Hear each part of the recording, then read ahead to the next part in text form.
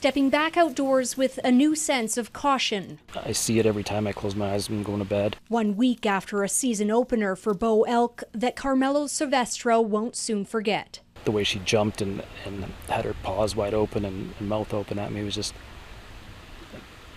something you see in a horror movie. After a series of elk calls, he heard footsteps, not elk, but a mother grizzly and 3 sub-adult cubs. They were large. I'd probably put them at about 250 pounds each, just the cubs alone. To Silvestro's relief, at about 20 yards away, they seemed to spook and started to run off, but the mother turned back. Probably once she was about 10 yards away, locked eyes with me, and in that moment I knew, okay, something's going to happen here. What would happen next would leave permanent scars, bites, bruises, broken ribs, even a shattered scapula. But thanks in part to that bear spray, he survived. I hit the trigger of that bear spray, getting her right in the face and muzzle, but at that point it was too late. She was already on me and she was on my back and turtle and just cover my vitals. And all of a sudden she let off her hold.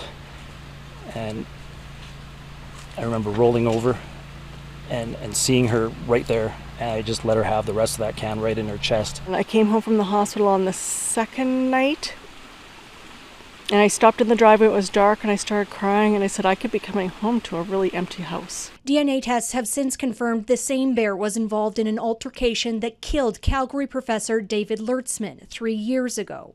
The Lertzman family has suggested that the mother bear and her cubs should be spared.